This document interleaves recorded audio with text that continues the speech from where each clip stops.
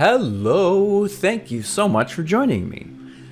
Let's say you're making a map and you want to, I don't know, like call out various features in your map, and you just want to draw a little graphic saying, this is what I'm talking about, and you don't want to deal with creating a new geographic layer or anything. So here's an example.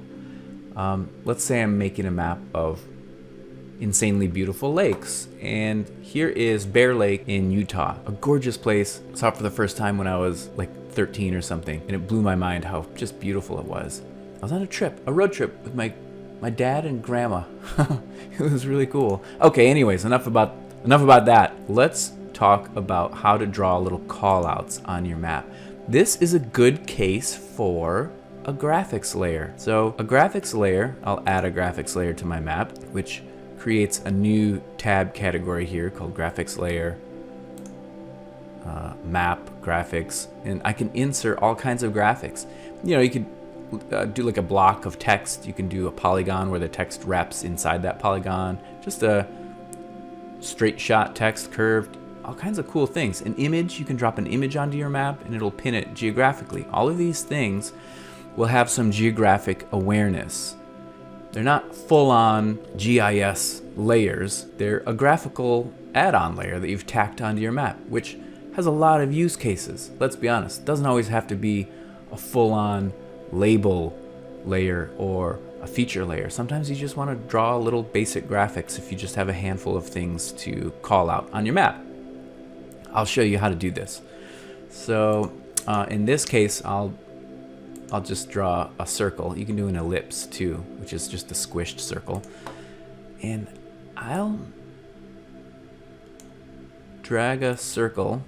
It rotated from the center, which surprised me. That's cool. So here's my graphic. It's a circle graphic. I've added it to my map. Now check this out. If I zoom and pan, it stays put. It's a little bit like I've drawn a circle in a GIS layer and saved it, but I didn't have to go through all that work and dealing with projections and stuff. It's just a circle pinned to a certain location on my map. It's well within the good enough realm of cartography, which is frankly where I live. Okay, so we've got this circle. How do we make it look cool? Well, there's a lot of ways to make it look cool. By default, it's just got this black stroke and what turns out to be a transparent fill. I'll right click the shape itself and go into this properties. And if I go to the symbol tab, I can see what layers are available here. It's just got that black solid stroke and a solid fill that happens to be transparent. I'll just turn that off because I don't need that right now. Let's make this like a cool kind of shaded area of interest overlay, like a magnifying glass kind of effect, shall we? So let's dig in. Instead of a solid stroke, I'll choose a gradient stroke. Now I'm using ArcGIS Pro 2.7. Graphic layers were introduced in 2.6, so you have to be using 2.6 or earlier to be able to do this. I'll make my gradient stroke bonkers big. I don't know, let's make it 20. And I'll hit apply. Okay, we're getting somewhere. Now see, the thick gradient stroke is rendering on either side of my circle. What I want it to do is start drawing at the edge of my circle, kind of make a shadow effect. So all I have to do is just give an offset effect of half of my line's width. So it's 20 points thick, so I'm gonna make it 10 points offset. See what that did? That just grew out my circle graphic 10 points.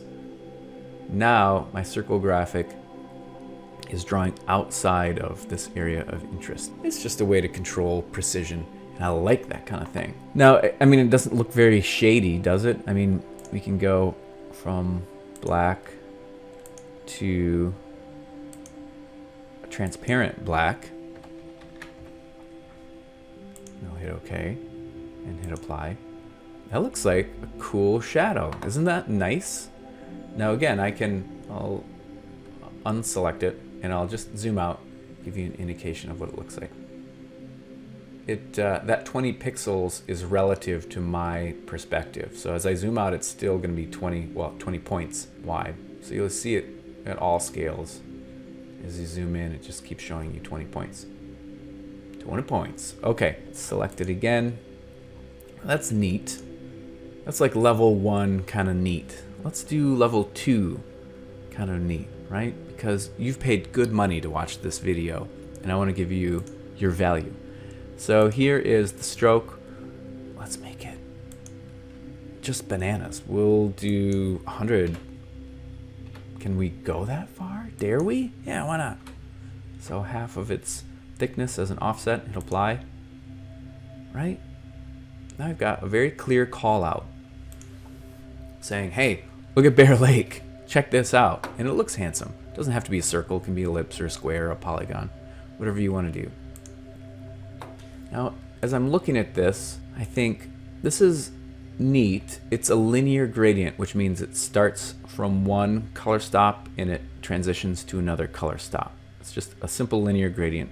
Fully opaque black to fully transparent black. I can push and pull this and nudge it, and I'm definitely gonna do that. Here's how you can do that. You aren't stuck with just these two stops, you know, start and finish. I can expand this and go into its color scheme properties and dig deeper. Now, what I like to do with shadow-like gradient effects like this is, I don't love linear. I want it to taper off a bit, be stronger here, and then kind of fade out.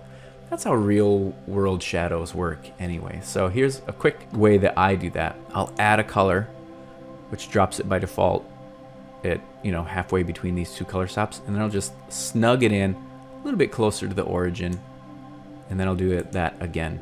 Click here, snug it in a little bit closer to the origin. So watch here when I hit apply. It's linear gradient here, now I'm giving it more of a tapered gradient. Really minor, but you know what? This is where I live. Really minor gradient tweaking. Call me crazy. Okay, that's interesting. Now we're looking at an area that has a relatively dark background.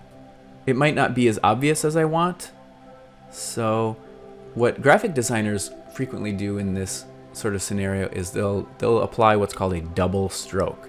A double stroke just means two outlines of a contrasting color, so that if I'm looking at a light background, this dark stroke is apparent. If I'm looking at a dark background, they'll use a light stroke, so that no matter what your context is, you've got a light and a dark. That's called double stroke, and it's helpful in cartography for sure. So let's go back into the symbol, go to my layers, and now I'm going to dig into the structure, and I'm just going to get rid of that fill because I'm not using it. And I don't need it. And then I'll add a simple stroke layer. This one is not a gradient, it's just a simple stroke layer. And I'll make it white, which contrasts this black shadow effect. And I'll hit apply. Now I've double stroked this area of interest graphic, dark and light. So no matter the context, I'm able to visually discern this call out. The more fastidious among us in the GIS world will chafe at the fact that I'm actually covering up some of my map here. I'm okay with that, but some people might think, that bothers me. I'm not able to see data, and I want to see all the data for whatever your use case. So I'm going to give you a level, what are we at? Like level 3 coolness. We're like at level 3 nerdiness. So I'll choose this. In ArcGIS Pro 2.7, which is a recent release, I'm in December of 2020 right now. Maybe it's not recent when you watch this, but whatever. ArcGIS 2.7 now supports something called blend modes. Oh my goodness, blend modes are amazing. I love them. I love them. I'm in love with them. Blend modes are so cool. So this is a graphic that's rendering on top of my base map image. I'm covering up some of that. With this graphic selected, I can go up into the graphic layers appearance and check it out. Blend modes. This is interesting. Normal just means, you know, like as if there weren't a blend mode. Technically, normal is a blend mode. It just renders on top of whatever's below it. But I'm going to choose something called soft light. Boom. Okay. Now I'm literally not occluding any map content anymore. it's just boosting the brightness of the underlying imagery by that 1 pixel stroke. Isn't that cool? Now, this is just a really handsome way to create a call out manually on your map if you have a handful of things that you want to add to a map where a graphics layer is a good solution for you.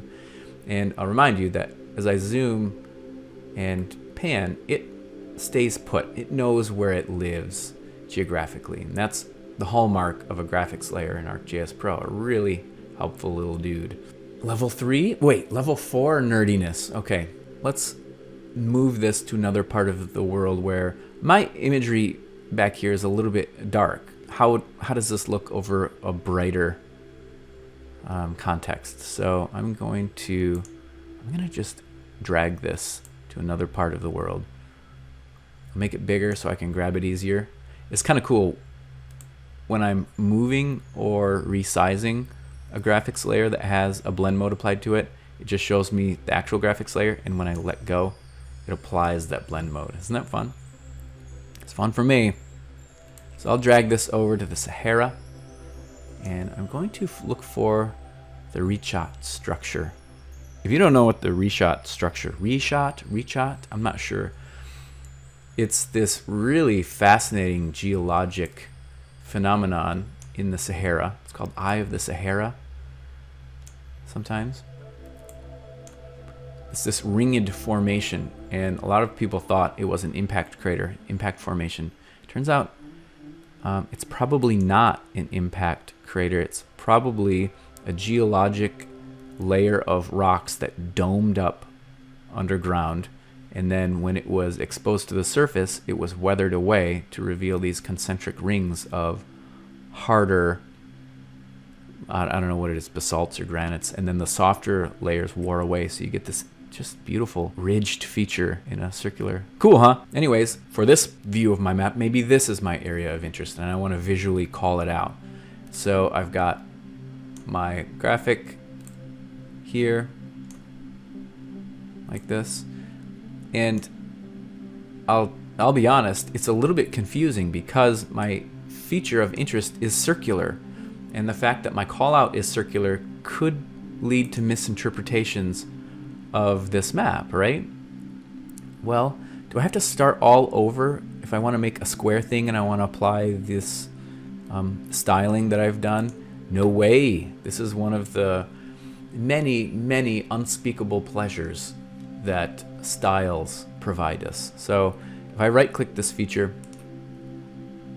there's an option to save it to a style, and saving it to a style means it'll remember all of the symbology layers and things that I've done here and make that available for other features, even map features. So I'll save it to a style, and by default I'll just leave it in my favorites, and I'll call it call out area of interest fade. I don't know. I'm gonna delete it after this video anyway, so it doesn't matter what I call it. I'll hit OK. Okay, now get this graphic out of the way, and I'll go back into the graphics area, and this time I'll choose a square because I don't want a circular callout to impact the visual interpretation of a circular feature. I'm just trying to avoid confusion. So I'll do this. By default, it's just that black outline. Boring. So with it selected, up here in the map graphics area, you'll see this symbol section inside the ribbon menu. Expand this out all the way, and you have to dig to get to it, but way down here are the styles in my favorites that I've just saved. So here it is. Here's call out area of interest fade. If I click this, pow! It even remembered that I had a blend mode applied. Isn't that cool? See? If I go like this, you can see the normal. So, where are we? Like level 5 nerdiness for using graphics layers and styling them up and saving them to styles. And get rid of this spotlight effect. Ooh, spotlight would have been a cool thing to call it. I'll delete that. So there you go. This is how to use graphics layers in ArcGIS Pro, available in 2.6 or later. It includes text, by the way.